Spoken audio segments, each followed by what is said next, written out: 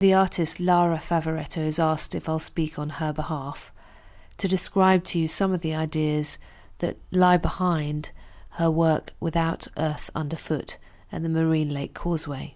For Weston-Super-Mare, Favaretto made a number of research visits to the town and was immensely struck by that expanse of sea, which we've seen in a number of the other artists' works.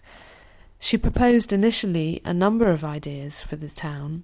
We focused on this proposal, which was to transform the Marine Lake Causeway, which was built in the 1920s, and dissects the artificial lake from the sea. I think Favaretto was mainly drawn to this as an existing structure which sometimes becomes covered by the sea itself, and how she might subtly transform this so as not to insert a new sculpture, if you like, or a new sculptural installation into the western skyline, but really to work on something that had been there for very many years. In the 1930s, this area boasted a bandstand, a diving stage, slides, bathing tents and boating. And today the causeway is really a prominent feature of Madeira Cove.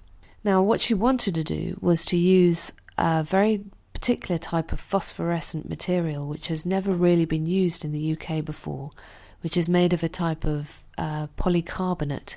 It's an aggregate which is added to other material, and it absorbs light during the day and emits light within the dark. And we went through all sorts of technical testing in order to figure out how this material could be used and how that might form an appropriate long-lasting surface along the causeway. There's always a judgment in projects such as this to make sure that the technical aspects of the work are fully tested, whilst the aesthetic aspects, the artistic ambition of the work is protected. With the help of Studio Tossetti, we went through a number of different ideas for how this phosphorescent material might be included within some sort of aggregate or some sort of surface material on the causeway. And with the help of the contractor Tarmac in the end, we found a solution for laying down an asphalt layer over the causeway, and onto that would be sprinkled by the artist this phosphorescent material. What I was amazed about to watch is actually in the 2 days in which this was laid over the causeway, the artist really took on the artistic ambition of the work herself by hand. So as the asphalt layer was being laid, she acted as a kind of female Jackson Pollock, if you like, sprinkling this phosphorescent material through a design in her mind.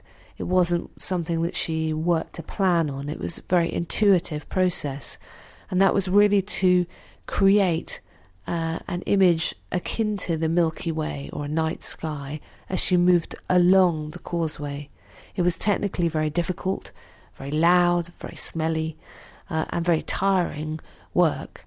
But as she got to the end of this hugely long causeway, I think there was a real sense that she had created something quite extraordinary.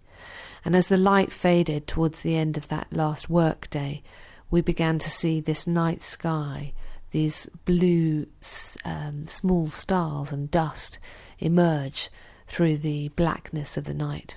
So as you walk across it, in certain places where it's very dark, there's a sense of there being no depth beneath your feet, no surface on which you're walking. In that sense of being slightly dislocated, there is a sense of having no earth underfoot, of being perhaps subject to the forces of the sea, which was that initial way in which she was struck by Weston's immense tidal range.